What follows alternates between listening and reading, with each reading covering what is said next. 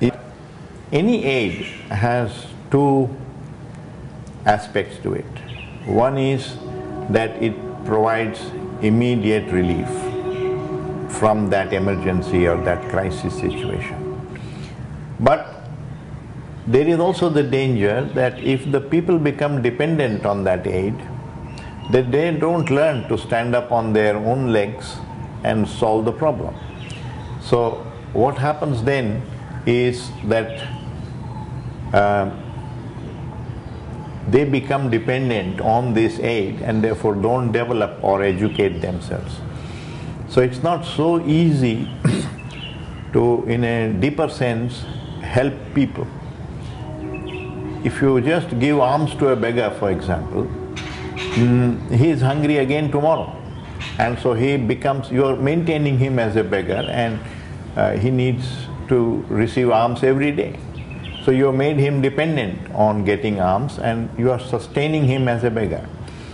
On the other hand, if you can educate him, train him to do some work and stand on his own legs, then you have really helped him, because then he can earn for himself and contribute to society and not be a parasite on society. So what may appear to be help is sometimes not really help.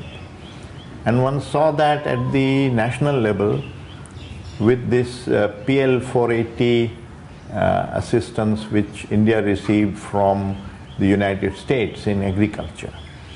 It was right to begin with, because India needed a lot of food and aid because people were starving.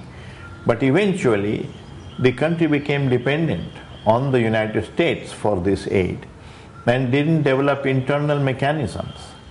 So it's only when that aid stopped that India had the Green Revolution, and because then they applied themselves on how to solve their own food problems.